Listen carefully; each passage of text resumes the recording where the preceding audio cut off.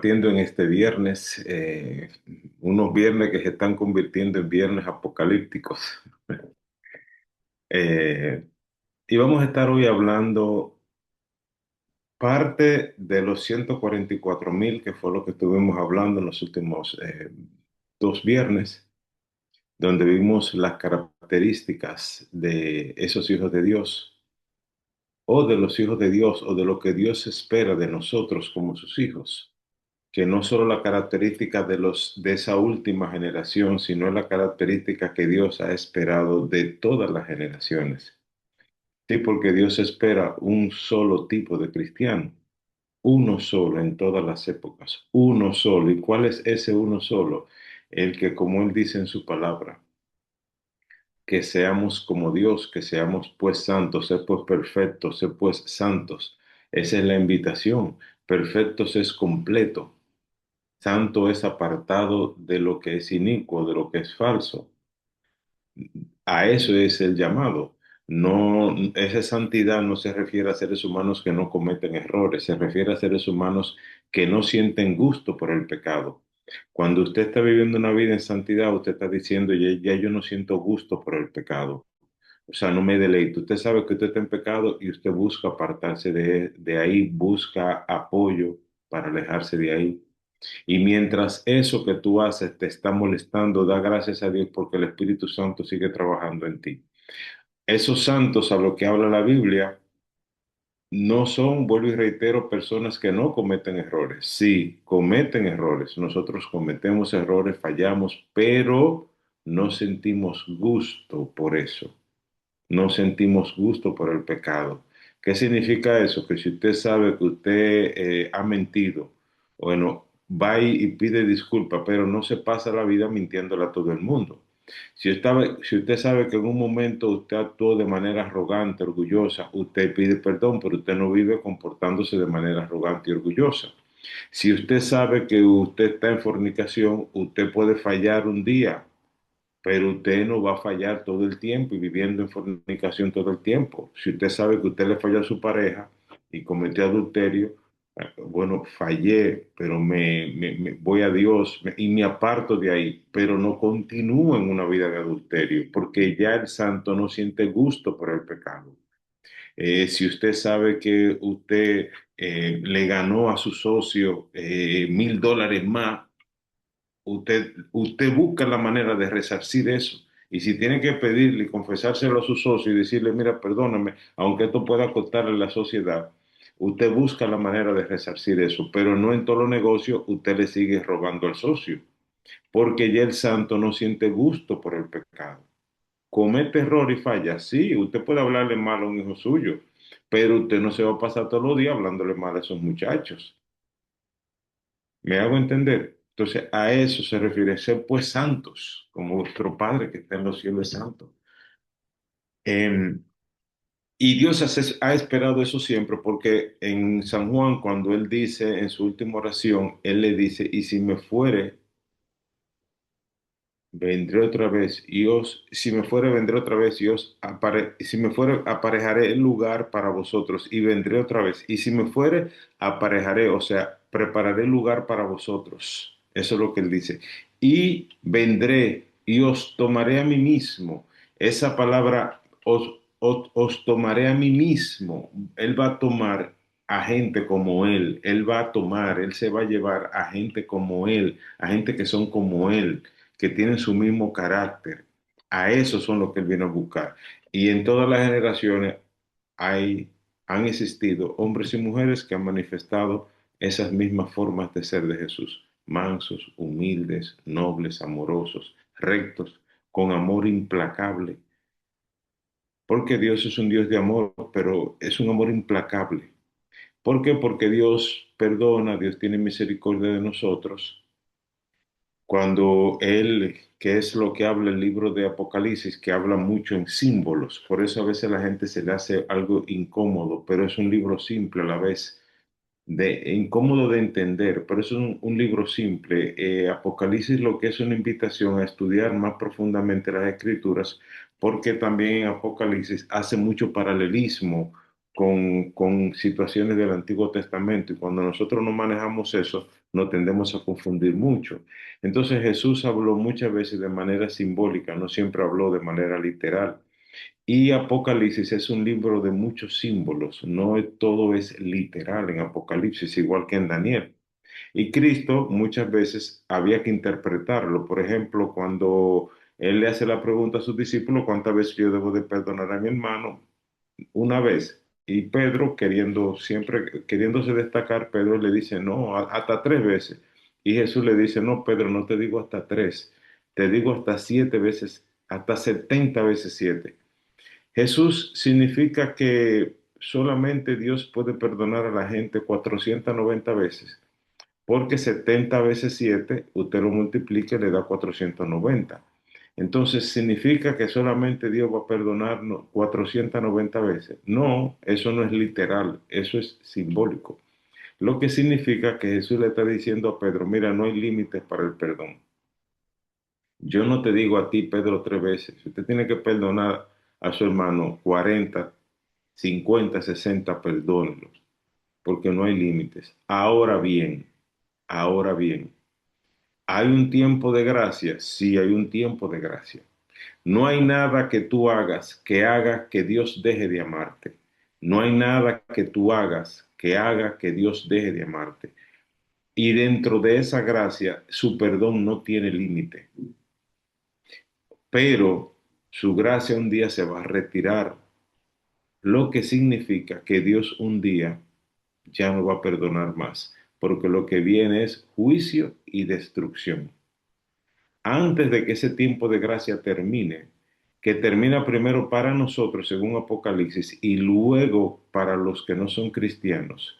Antes de eso, entonces usted y yo debemos de estar a cuenta con Dios.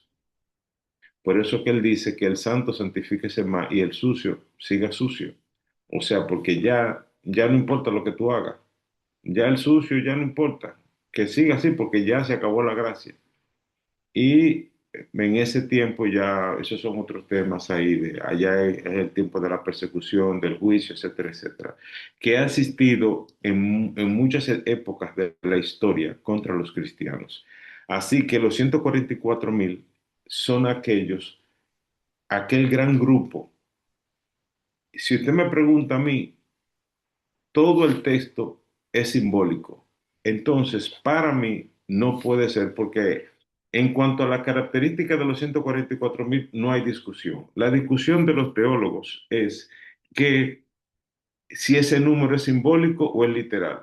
Y yo digo que de tantos millones de seres humanos en la Tierra, nosotros vamos por 8.000 millones de gente. ¿Solamente habrán 144.000 fieles? No, yo no creo eso. Yo no creo eso. Para mí son millones y millones de hijos de Dios fieles. Entonces, otra conclusión a la que yo llego es, si el libro me está hablando de manera simbólica todo el tiempo, ¿por qué ahí tiene que ser literal en los 144.000? Entonces, yo infiero en que los 144.000 es un número simbólico, no son 144.000 seres humanos, no, ni son hombres nada más, no, son hombres y son mujeres. Y es una gran generación. Para mí, ese es un número grande de hombres y mujeres fieles. Ahora bien, eso no es un punto de salvación. Si lo que yo digo tengo la razón o no tengo la razón, eso no es punto de salvación. Lo que nosotros tenemos que estar claro es en tener la característica de los 144.000. Eso sí es importante. Pero si es simbólico o si es literal, eso ya es otro punto que al final no es un punto de salvación. Lo importante es tener la característica de esa última generación. Y esa última generación es la generación que pertenece a una de las iglesias que habla Apocalipsis. ¿Y cuál iglesia? La iglesia de la Odisea. La iglesia de la Odisea son 7 iglesias y cada una de esas iglesias representa una época. Una época que aparentemente solamente pertenece a una región, no, pero a través del tiempo, la característica de las 7 iglesias está apegada a la condición espiritual de cristianos que han vivido en diferentes épocas. Y nosotros tenemos la característica de la última iglesia. ¿Y cuál es esa última iglesia? La iglesia de la Odisea. Y para la iglesia de la Odisea hay unas palabras. Así que nosotros en esta mañana, yo voy a llegar hasta donde yo más pueda abarcar en esta mañana. Pero me parece a mí que esto va a ser versión 2, igual que los 144.000. Así que yo voy a abarcar lo más que pueda para ver si llegamos a la iglesia número 3 o a la 4. Arturo, Dígame. mira, eso, Dios te bendiga. Amén. Tú señalaste un punto que creo que debemos subrayarlo, ponerle comillas, ponerle un círculo, ponerle letra grande, ponerlo de ladito, ponerlo curvo. Y Ujú. tú tienes dos términos. Estás diciendo, a mí me parece, óyeme, a mí me parece, en la forma como tú lo dices, es una frase que nos toca para la humildad. No trae imposición. O sea, tú insistes. O sea, tú estás viendo porque tú sabes que hay religiones, creencias que afirman que eso es un número básico, ¿verdad?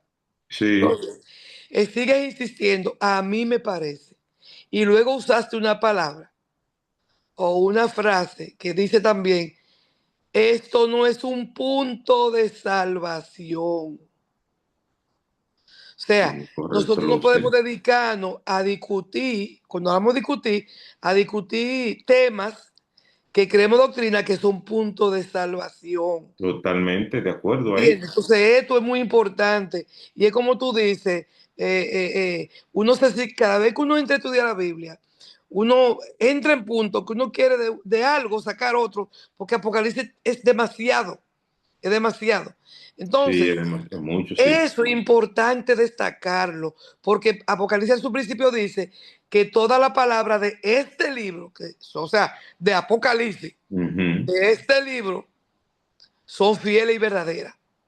Sí, Pero eso no es es cierto. para que nos pongamos en punto de discusión. ¿Qué es lo que pasa con la gente? Y no se ubica en los mandamientos específicos, que son los que sí te van a salvar. Claro, porque usted y yo hasta nos ponemos enemigos, porque los 144.000, usted dice que son simbólicos, yo digo no, que son literales. Exactamente, Pero lo más importante es la característica de ellos. exactamente, Eso es lo más importante. Porque exacto. imagínese si usted me ganó, usted tiene la razón, imaginémonos esto. Usted me ganó y son literal, ajá, pero usted y yo estamos aquí enemistados y esa enemistad y ese ego y ese orgullo nos va a permitir entrar al cielo. No, Ah, porque no. y ahí están los 144.000 y nosotros ahora, porque ninguno de los dos vamos a pertenecer al grupo. Me hago entender. Entonces, lo más importante es que en nosotros esté esa característica de esos seres humanos que se van a vivir allá arriba con Dios. Punto. Amén. Que sea literal, bueno, qué pena que nada más serían 144.000. Que sea simbólico y representa millones, amén. Y yo creo, como dice Juan, que lo que se perdieron eran miles, dice él, pero lo que se salvaron eran como la arena de la mar. Así, Sí, ahí señor. usted. Así mismo es. Entonces, usted coge en su mano un puño de arena de mar y ahí hay mucha arenita. O sea, hay muchos, o sea, muchos gramitos, hasta muchos, o sea, es mucho. Y 144.000 para mí no es mucho. Bueno, pero vuelvo y reitero. Apocalipsis es un número que habla, es un libro que habla de simbolismos y le menciona jinetes, le menciona dragones y esas cosas. Por lo tanto, eso hay que ir interpretando siempre a la luz de la Sagrada Escritura. Así que la invitación es que nosotros nos vamos hoy en un viaje espiritual a través del libro de Apocalipsis, Apocalipsis 2 y Apocalipsis 3, para descifrar misterios ocultos, porque esos misterios no están reservados para todo el mundo. Apocalipsis significa revelación, así que Dios les reveló algo a Juan, el último de los discípulos de Jesús. Ojo, el último de los discípulos de Jesús está en la isla de Patmos, allá en, en esa parte del mar Mediterráneo, desterrado. Y la invitación que Él nos hace a través de cada una de esas cartas y de este libro que Él dirigió es escuchar la voz viva de Cristo hablándole a su iglesia. En medio del exilio, porque a él lo exiliaron, recuérdase que él primero lo torturaron, luego lo echaron en una olla de aceite hirviendo y el aceite no lo frió, él salió ileso de ahí.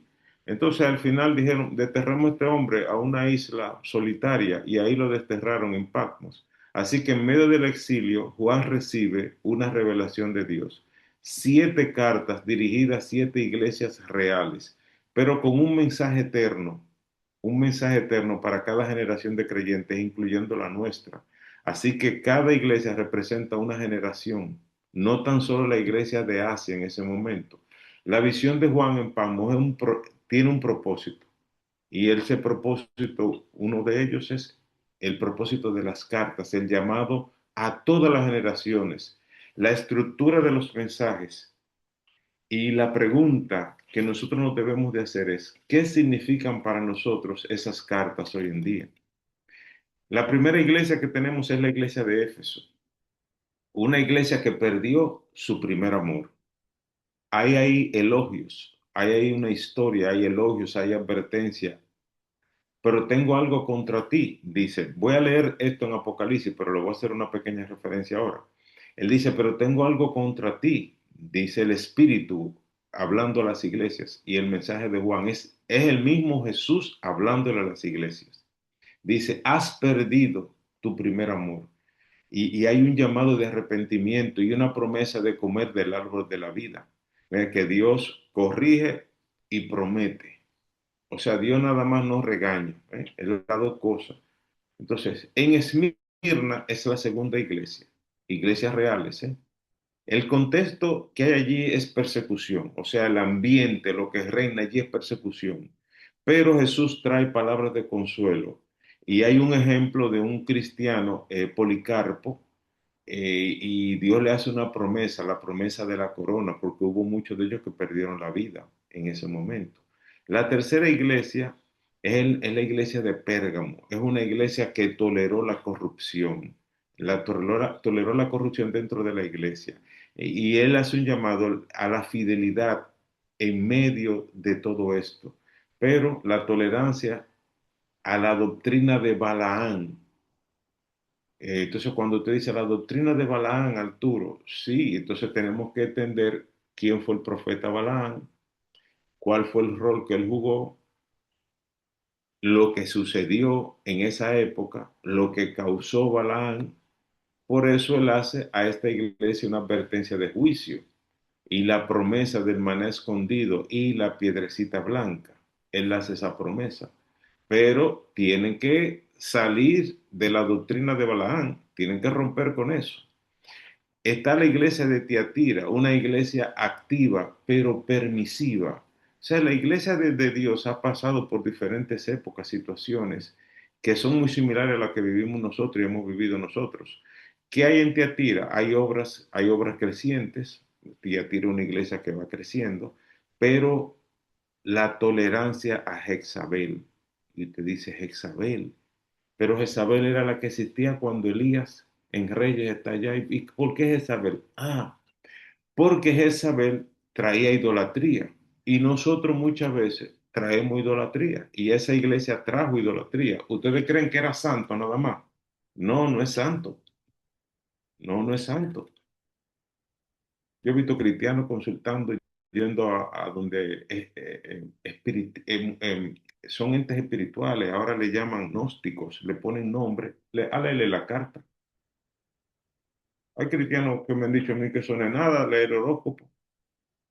Hay gente que cree en los astros, que cuando se alinean los astros, pues yo lo he escuchado, porque hay un espiritismo moderno hoy.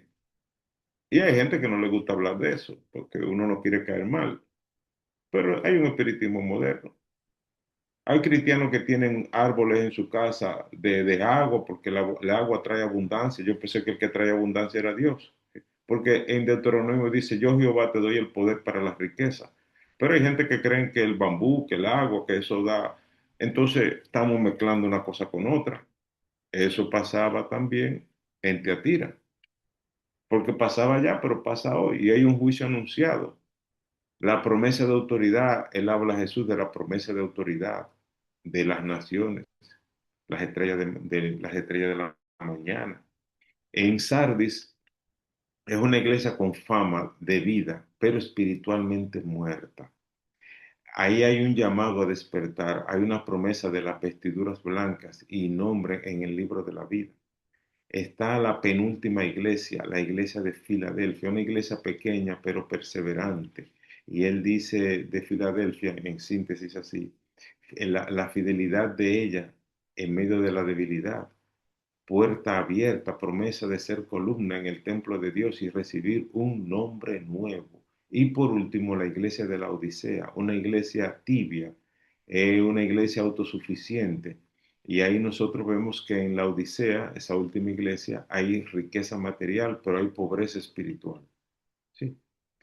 Hay un llamado aquí al arrepentimiento, la imagen de Jesús llamando a la puerta, una promesa de sentarse con Él en su trono. Así que estas iglesias, Éfeso, Esmirna, Pérgamo, Tiatira, Sardis, Filadelfia y la Odisea, no son solo nombres antiguos, son también espejos espirituales y de ellas vemos reflejadas allí como pueblo de Dios, nuestra fortaleza, nuestras luchas, nuestras caídas y también nuestras oportunidades de restauración. Así que Jesús no habla desde la distancia. Lo bueno es que Jesús entra a cada una de las iglesias en cada una de las épocas. Él camina en medio de su iglesia, él observa, corrige, consuela, promete y en cada carta, él dirigió una carta a cada uno de ellos en los diferentes sitios allá en Asia Menor. Hay una frase que resuena y es urgente y es también con ternura. Él dice, el que tiene oído, oiga. El que tiene oído, oiga lo que el Espíritu dice a las iglesias en todas sus cartas. O sea, oiga. El que tiene oído, ¿qué cosa? Oiga. Cierra la boca y oiga, escuche, preste la atención. Eso es lo que está diciendo. Así que hoy más que analizar un pasado, la intención es discernir el presente. ¿Qué nos está diciendo el Espíritu a nosotros aquí y ahora, hoy? ¿Qué tipo de iglesia somos nosotros? ¿Qué tipo de creyente estoy siendo yo? Porque la iglesia no son las cuatro paredes. La iglesia somos nosotros. La estructura en donde estemos realmente es irrelevante. Porque si nos, mira, esto es una iglesia ahora mismo. Nosotros tenemos montado una iglesia virtual. Ahora mismo esto es una iglesia virtual. No son las paredes, porque aquí se adora, aquí se alaba, aquí se ora y aquí se escucha la palabra de Dios. ¿Se dan cuenta? Ahora nosotros también buscamos estructuras donde reunirnos, como lo hacían en la antigüedad. Y hay grupos pequeños en donde estén dos o tres reunidos en mi nombre, ahí estaré yo. Así que la iglesia que habla aquí es el pueblo de Dios. Hay iglesias físicas hoy en día, hay iglesias virtuales, gracias a Dios por eso. Así que la invitación que yo le hago es abrir su corazón, a dejar que la palabra de Dios nos examine a nosotros y a recordar que cada advertencia viene acompañada siempre de una promesa gloriosa para los que vencen, porque el mensaje de Jesús no es de condena, sino de amor, que llama, que corrige, que restaura. Así que vámonos en este viaje y vámonos a imaginar estar con Juan en una isla rocosa llamada Patmos, en medio del mar Egeo. El mar Egeo, para los que han tenido la oportunidad de viajar hacia el oriente, Asia, está entre Grecia y Turquía. Ahí está como al oriente del mar Mediterráneo. Allá se junta el mar Mediterráneo con el mar Egeo. Y el viento, imagínate tú en esta zona, que yo le tengo mi respeto a esa zona. Yo como que a mí siempre me ha dado como un miedo. El miedo, y lo voy a confesar algo aquí como relajando, porque uno va a esos sitios y como que hablan tantos idiomas raros y no se entiende. Me siento como que sí, es como estar fuera del mundo, no estar y como que uno está tan lejos de su casa, no sé, yo le tengo mi respeto a esos sitios, es bonito, o sea, pero para mí bonito es ir en tour, es ir acompañado con gente tuya, porque solo no. Pero vamos a imaginarnos que estamos solos ya, vamos a imaginarnos, estamos solos. Y ojalá que no parezca un griego por ahí hablándonos en su idioma, o un turco, ojalá que no. Pero imaginémonos que estamos solos por allá, imaginémonos que estamos con Juan, observa a Juan en este momento. Observa cómo el viento golpea con fuerza, las olas rompen en el silencio y allí está un anciano de rostro marcado por los años. Y él mirando al oriente, ese hombre es Juan y tú le estás mirando así. Y Juan es el último apóstol vivo, ya tú sabes que es el último apóstol vivo, es el último discípulo. Y lo que acaba de recibir cambiará la historia para siempre. ¿Qué acaba de recibir? Una revelación. Y en medio de su exilio en Pamo, como vamos a decir que ya no sabían qué hacer con Juan, los mandaron para allá, a ver si ese viejito ahí, de ese viejito ahí, a ver si se muere por ahí. Y ahí recibe una revelación divina, una serie de mensajes dirigidos a las 7 iglesias de Asia, cada uno con advertencias, con promesas y profundas lecciones espirituales. Lo que Jesús les revela no es solo para esas iglesias de su tiempo, sino tú sabes que eso es para las generaciones futuras, incluyendo la nuestra. Hace más de 2000 años a él le dieron eso. Hace más de 2000 años le dieron a él eso. Y las 7 iglesias de Apocalipsis no son simples congregaciones del pasado. No, eso lo han representado congregaciones de diferentes épocas. Así que esto no son referencias históricas. Tú estás siendo protagonista de esto. Y en cada una de esas revelaciones hay un reflejo de la condición espiritual en la que vivía y en la que vive actualmente la iglesia a lo largo de los siglos. Los errores, las luchas, las virtudes, los fracasos, que siguen vigentes hoy en día. Siguen vigentes. Así que, ¿cómo podemos hacer de esto realmente una revelación? ¿Cómo podemos ver nuestra propia fe, nuestra propia prueba, nuestro propio compromiso con Dios? Así que vamos a comenzar o comencemos con la primera iglesia, Éfeso. Éfeso, Esmirna, Pérgamo, Tiatira, Sardis, Filadelfia y la Odisea. Apocalipsis 2 y Apocalipsis 3. Son 7 nombres, ¿ok? Y contienen advertencias, cada una. Una pregunta que yo le haría, ¿qué significan realmente estos mensajes? Que en breve yo lo voy a estar leyendo aquí. Voy a leer en Apocalipsis, en algún momento voy a leer en Apocalipsis. Cada una de estas iglesias recibió un mensaje específico del Señor. Y Juan comienza a recibir ese mensaje. Y tú estás escuchando allí. El que tiene las 7 estrellas en su mano derecha. Eso es el mismo Jesús que está hablando. El que fue muerto y volvió a vivir. ¿Quién fue ese? Jesús. El que tiene la espada aguda de 2 filos. Uy, no es una espada de un filo, es una espada aguda de 2 filos.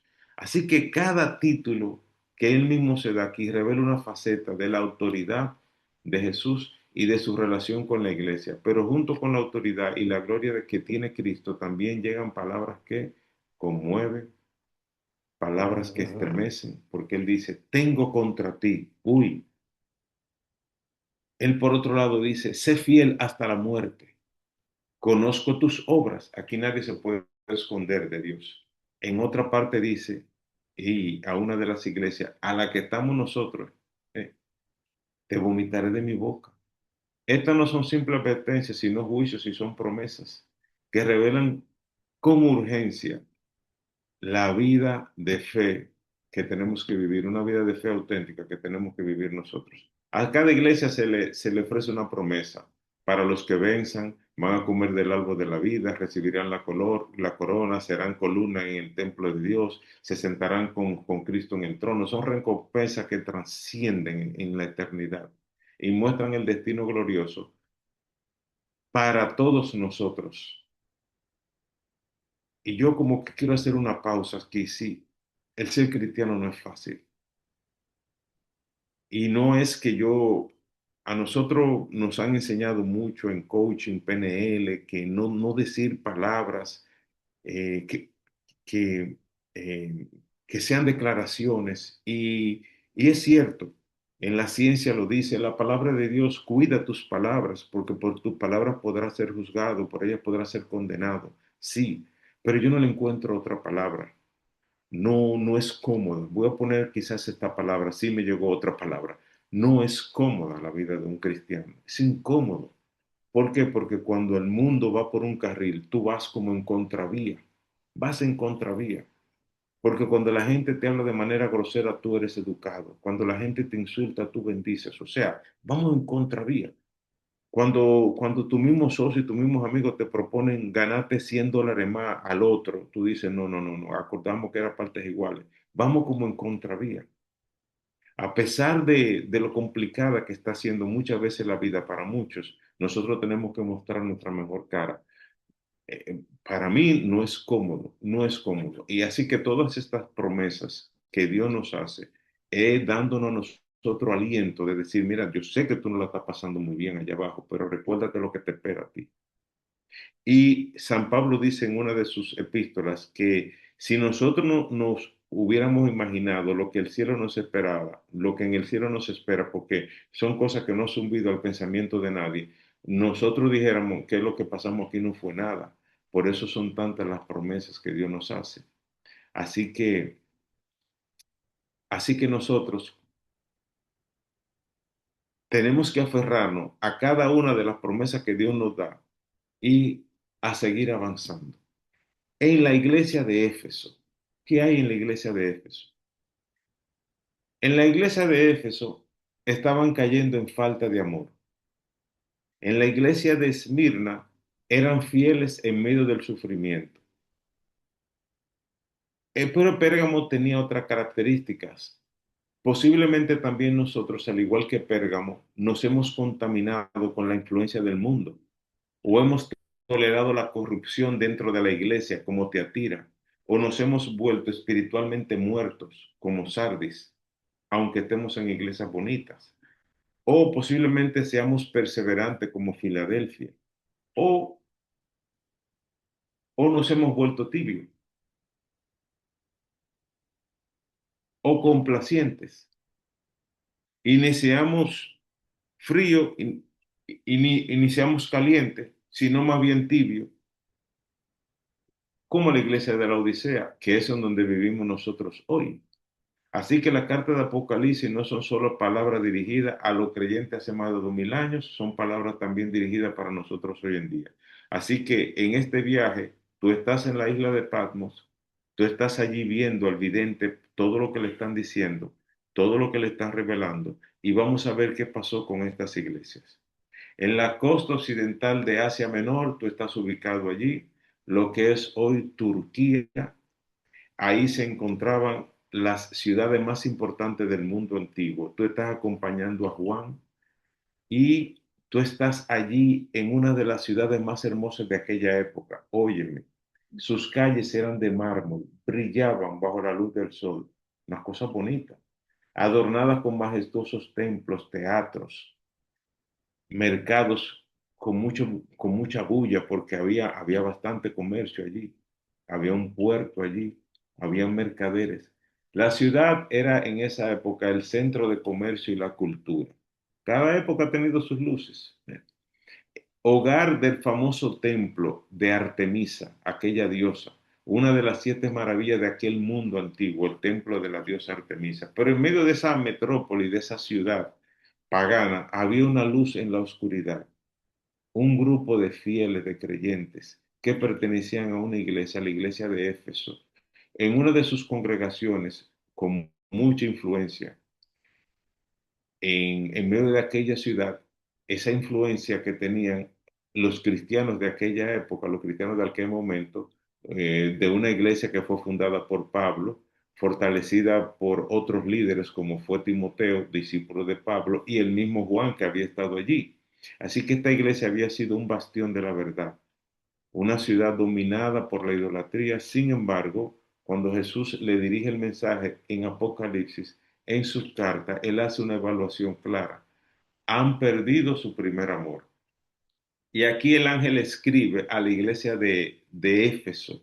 En eso, aquí comenzamos en Apocalipsis 2. En Apocalipsis 2, aquí comienza el mensaje. El que tiene las 7 estrellas a su diestra, el que anda en medio de los 7 candeleros de oro, dice esto: yo conozco tus obras y tu arduo tu trabajo y tu paciencia, y que puedes soportar a los malos, y has probado a los que se dicen ser apóstoles y no lo son, y los ha llamado mentirosos, y has sufrido y has tenido paciencia y has trabajado arduamente por amor de mi nombre, y no has desmayado. Pero tengo contra ti que has dejado tu primer amor. Wow.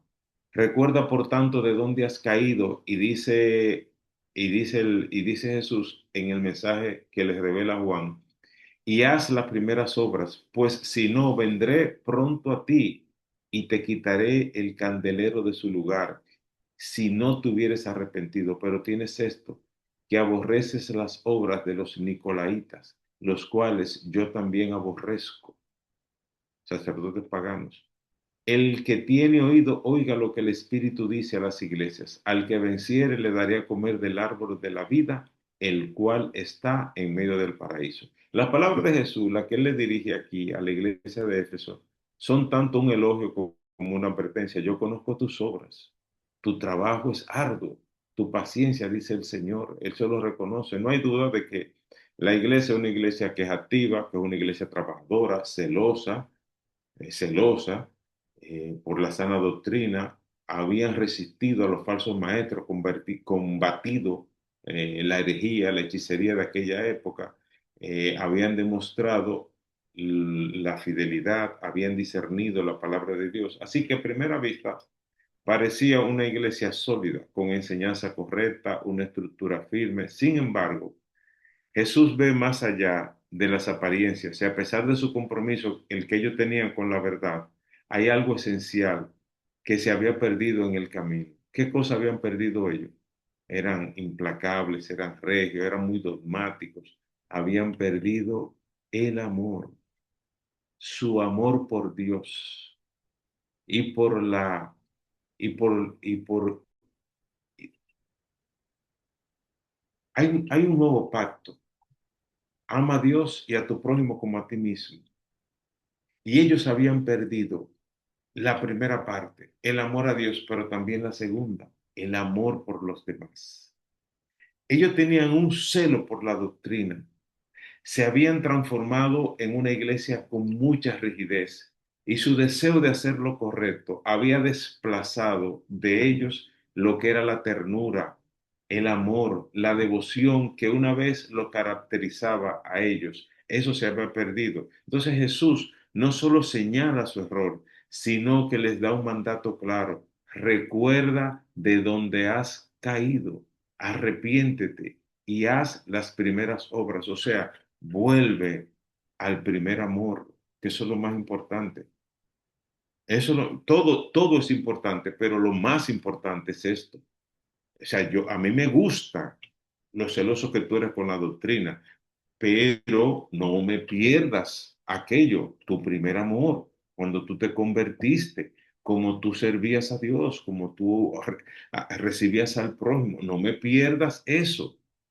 Eso yo le pregunto: ¿ha pasado o no ha pasado en muchos de nosotros? ¿Ha pasado o no en muchas de nuestras iglesias? Sí, aquí hay una enseñanza y hay un llamado de Jesús. O sea, que no bastaba conseguir haciendo lo correcto, ellos también necesitaban volver a la esencia de su fe, al amor genuino que los había movido en principio.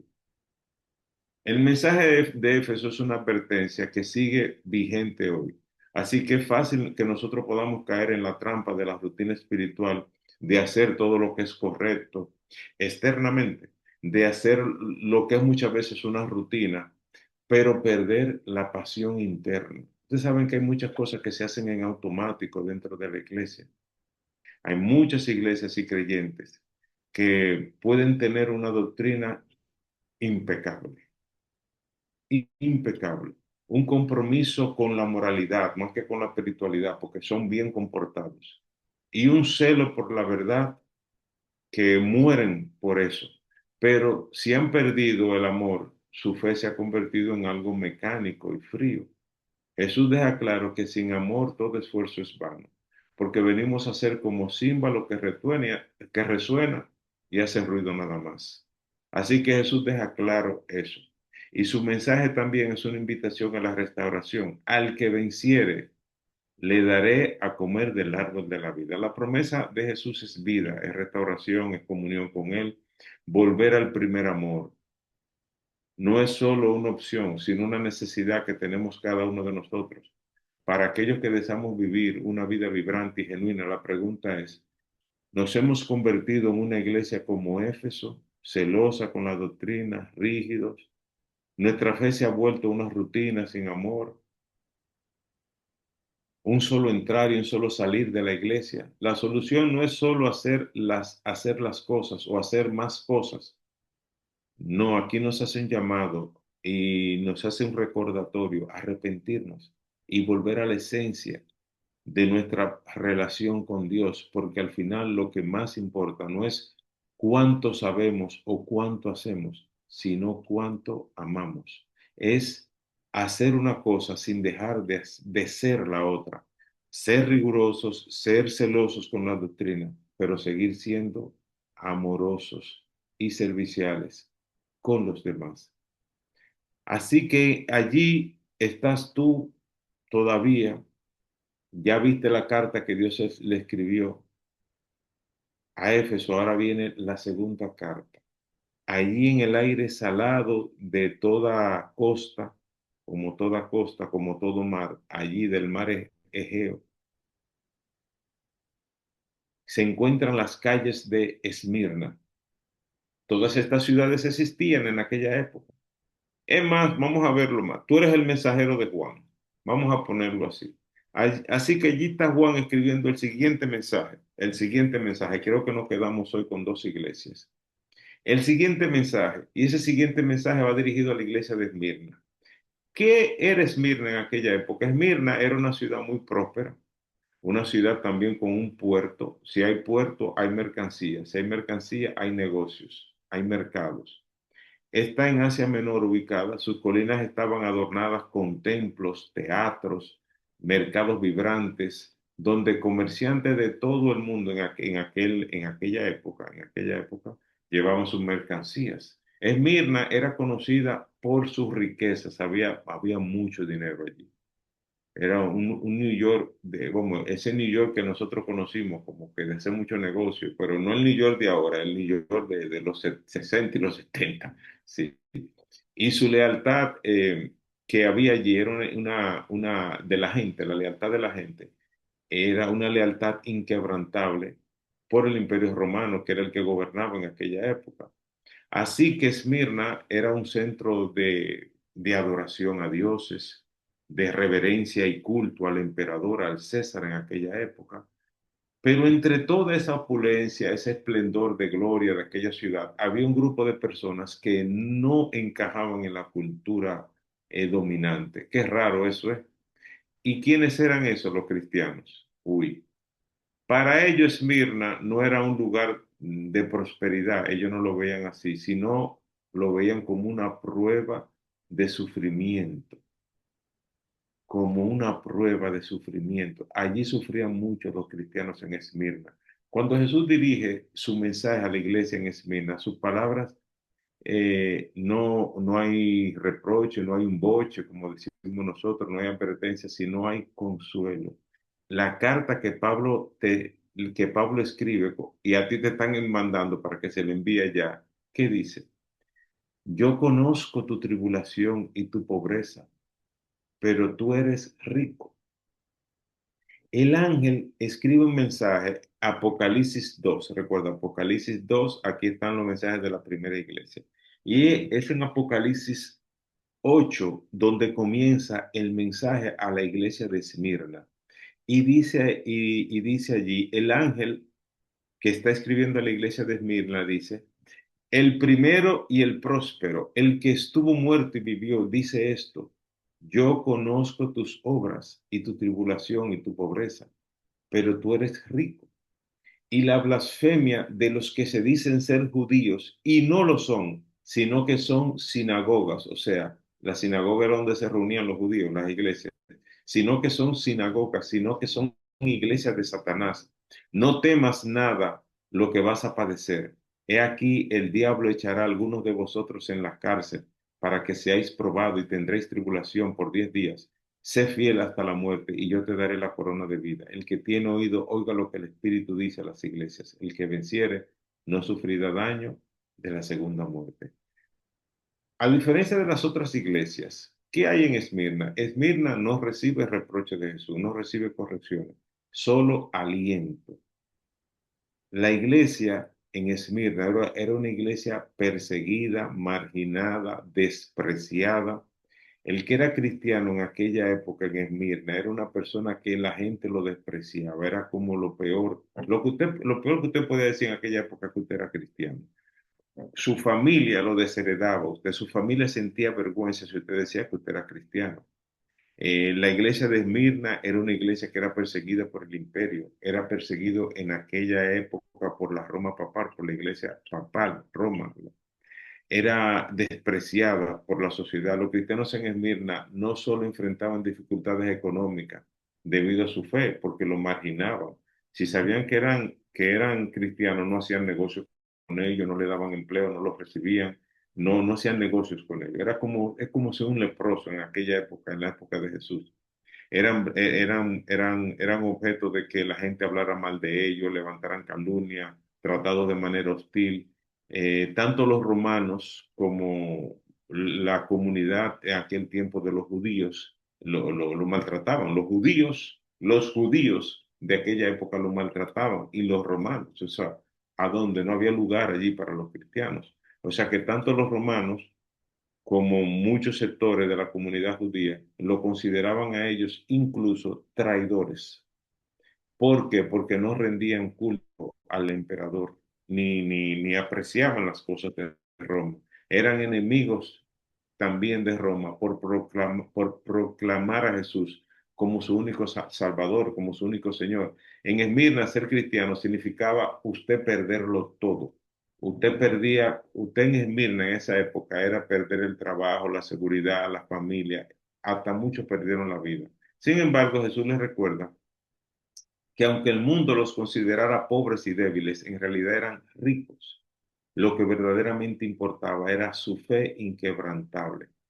Porque a pesar de lo que vivían, por eso yo le decía que hace un momento que no es cómodo ser cristiano, o sea, no es cómodo, pero ellos mantuvieron su fe inquebrantable. Ese era su tesoro, que ni la persecución ni la muerte podían arrebatarles, su fe. Pero Jesús le dijo, la prueba había terminado. Y Jesús le advierte eso. Jesús le advierte que el sufrimiento, que aunque aún no había llegado a su punto final, a su punto más alto, Él le decía, no temas en nada lo que vas a padecer, porque aquí el diablo lo echará a muchos de vosotros en la cárcel, o sea, todavía le falta y vendrán tribulaciones, dice él, pero hay una exhortación que él le hace al final. Y la historia menciona un cristiano que era una persona muy conocida en aquella época, un hombre que había servido a Dios por más de 80 años. Policarpo se llamaba. Era como un apóstol, podríamos decir hoy en día, una persona muy conocida, fundadora ya en aquel tiempo de esa iglesia. Él, Policarpo, discípulo también vamos a decir, de Juan, discípulo de Juan, o sea, doctrinado, formado, apoyado, obispo de la ciudad, años después de que, de que se escribiera el Apocalipsis, se escribiera esta carta, se escribiera este mensaje, también se conoció la historia de que Policarpo fue arrestado, fue llevado ante las autoridades de la época y se le dio la oportunidad de que él salvara su vida negando a Cristo y jurando lealtad al César, al emperador, pero la respuesta de él dice que quedó marcada en la historia. Él dijo, 86 años le he servido a Dios, a Jesús, y nunca él me ha hecho mal. En otras palabras, lo que me están haciendo mal a mí son ustedes. ¿Cómo puedo yo blasfemar ahora? Y ahí dijo las palabras que lo condenaron. A mi rey y salvador. O sea, él no reconoció al César como su rey, sino a Jesús. Entonces, con estas palabras, simplemente Policarpo fue, fue condenado y fue condenado, Policarpo fue condenado a la hoguera, fue quemado vivo. El mensaje de Esmirna es un recordatorio de que seguir a Jesús, de que seguir a Cristo no siempre nos va a traer reconocimiento a nosotros, nos va a traer discriminación, nos va a traer bullying. Eso no significa siempre éxito en este mundo. Y hay muchos cristianos que no soportan el rechazo. Por eso que hay muchos cristianos que hasta la vergüenza andar con una Biblia en la mano para que no lo tilden, para que no vayan a pensar que este es un aleluya o este es un evangélico. Pero la exhortación que Jesús le hace hoy en día a esos cristianos, a nosotros, es la misma que le hizo a los fieles de Esmirna. Sé fiel hasta la muerte y yo te daré la corona de la vida. Esta corona no era como la que recibían los atletas en los Juegos Romanos, sino un símbolo de la vida eterna, de la victoria eterna, un reconocimiento divino que supera cualquier premio terrenal. Y aunque en algunas partes del mundo, ser cristiano hoy en día puede ser fácil, pero hay muchos lugares hoy en día que sigue habiendo persecución y hay miles de creyentes aún que son encarcelados, que son rechazados por su familia. En algunos casos son asesinados por su fe. O sea, el mensaje de Esmirna sigue vigente hoy. Es un llamado a ser fiel a Cristo, que es la más valiosa de cualquiera de las comodidades terrenales. La pregunta es, ¿estaríamos nosotros dispuestos a ser fieles incluso si eso significa perderlo todo? Y con esto concluyo. Muy fuerte. Por eso yo le digo, soy cristiano, para mí es la palabra que tengo, eso no es cómodo, no es cómodo porque a mí me gusta vivir bien, a mí en lo personal, a mí me gusta vivir bien, a mí no me gusta estar pasando trabajo, en Dominicana decimos, a mí no me gusta estar cogiendo lucha, a mí no me gusta, a mí no me gusta, por eso yo le pedí a Dios, Dios, ayúdame a tener un buen vehículo, porque a mí una de las cosas que más me pesa a mí es andar quedado en la calle. ¿Por qué? Porque yo tuve un carro que cada vez que yo salía yo tenía que orar y cada vez que yo llegaba a la casa yo le daba gracias a Dios porque hoy el carro no me dejó. El carro, óigame, ese carro era una alcancía, ese carro yo le gastaba y le gastaba. Y un día, Dios mío, pero yo, tenemos que hacer algo tú y yo. Pero te Gracias tenía a Dios. activo en la oración. Mara, eso sí me Te tenía tenía activo. activo en la oración. Santo Dios. Sí, es verdad, yo oraba más en ese momento porque era una constante oración. Y yo le doy tanta gracia a Dios que lo único que le he hecho es gasolina y mantenimiento por el aceite. Eh, y yo cuando miro a esta gente en Esmirna, yo digo, estaría yo dispuesto a soltarlo todo. Wow. Y a que yo llego en los sitios, yo llegué anoche a un lugar y todo el mundo me abrazaba y yo estaba contento y hasta los niños. Y me dice una señora, ¿y quién es usted que aquí la gente lo quiere tanto? Y yo digo, yo estaría dispuesto a perder todo eso, tú estarías dispuesto a perder todo lo que tú tienes y andar en... Bueno, hay muchos que sí ya están viviendo eso, pero mi pregunta es, iba a decir yo, están dando a pie y eso, ¿tú estarías dispuesto a eso? Porque a veces nos acomodamos a lo bueno, a lo cómodo. Y no hay nada malo con eso, no hay nada malo con eso, pero yo me digo y me voy a esa gente de Esmirna, estaré yo dispuesto a renunciar a todo eso y que servir a Jesús implicaría perderlo todo. Yo estaría dispuesto. Eso es una reflexión, es esa invitación que es que te estoy invitando. Somos cristianos solo cuando es conveniente. ¿O estamos dispuestos a permanecer fieles sin importar lo que eso implique? Al final, la promesa para Esmirna es la misma promesa para nosotros hoy en día. Una vida eterna en su presencia, donde ya no habrá más llanto, ni dolor, ni clamor, ni muerte, porque todas estas cosas habrán pasado. Vamos a dejarlo allí y vamos a continuar para el próximo viernes. Ya seguiríamos con la siguiente carta dirigida a la siguiente ciudad, que es la iglesia de Pérgamo. Esa era la tercera iglesia. En la introducción hoy vamos a decir que fue lo que más tiempo nos ocupó. Nos vamos a ir directo a la iglesia de Pérgamo, una iglesia que era bien conocida por la intelectualidad de las personas de allí. Pérgamo era conocida por su biblioteca, la segunda más grande después de Alejandría. La biblioteca de Alejandría, que penosamente fue quemada, saqueada, pero la segunda más grande está en Pérgamo. Por eso hoy todavía se conservan una copia, porque en la iglesia de Alejandría se perdieron las originales incluso de la Biblia, pero Pérgamo en esa época se conservó una copia de la copia, o sea, una copia de ese original que existía.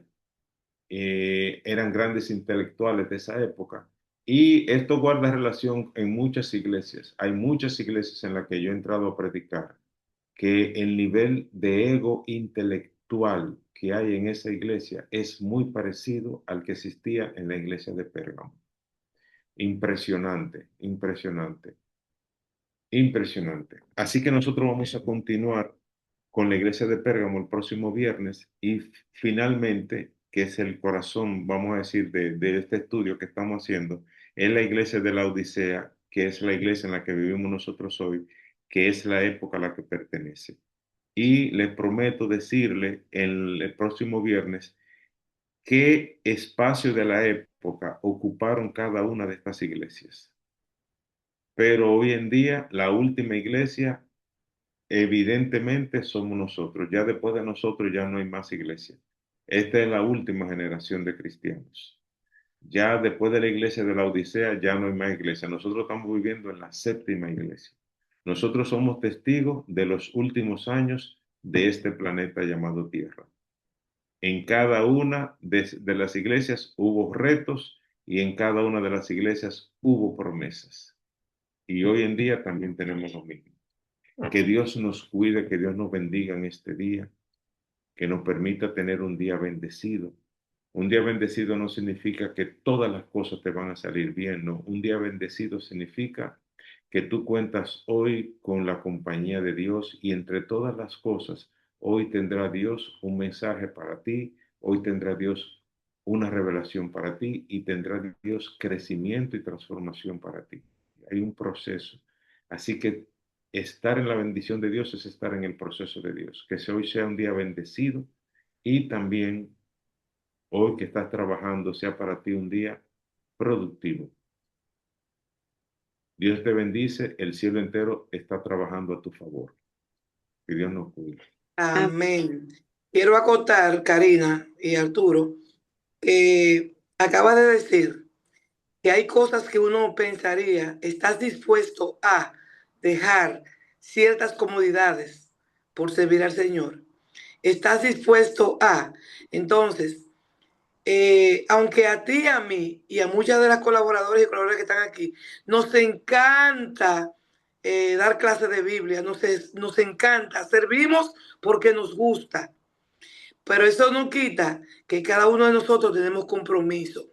Aquí estoy yo ahora para bañarme corriendo porque tengo que irme, pero aquí estoy feliz escuchando este estudio que ha traído mucha revelación a mi vida, independientemente de todo lo que yo estudié de Apocalipsis. Entonces, tú estás sacando un tiempo precioso. A ti te gusta dar estudio, yo lo sé, pero tenemos que ver que estás sacando un tiempo precioso, disponiéndolo para la obra de Cristo. Así que gracias. Dios te bendiga. Amén. Y gracias sí por eso, por esas palabras y por verlo. Porque a veces al final, ¿cuál es la paga que uno recibe? Que la gente valore eso, que la gente lo aprecie y lo internalice. Porque apagando yo esto, usted sabe que nos montamos en un patín por los compromisos que tenemos. O sea, cuando digo nos montamos en un patín, es que salimos corriendo a las actividades y compromisos que tenemos. Porque hoy en día los cristianos tenemos que producir. Ya el maná no cae del cielo, hay que producir. Pero quiero decirles también que gracias a Dios que la hermana me han hecho aquí la invitación a retomar el tema del Apocalipsis, porque la hermana Julia, básicamente. porque esto me ha permitido conectar con muchas cosas. O sea, hace tiempo que yo honestamente no abría el libro de Apocalipsis. Yo he tenido que estar rebuscando entre los temas míos y estar leyendo Apocalipsis y conectando con Apocalipsis. Y a mí me gusta esto, y me gusta más cuando retomo esto y digo, wow, hay que volver aquí al primer amor, hay que volver a esto, hay que volver a esto, definitivamente que sí. Al final somos bendecidos todos, pero yo creo que el más bendecido es el que está exponiéndolo. Yo creo que sí, porque, porque es quien más tiempo tiene que sacar para esto soy yo y quien más tiene que orar para esto soy yo. Así que gracias a los que valoran esto, pero también yo le doy gracias a Dios por permitirme también compartir esto con ustedes.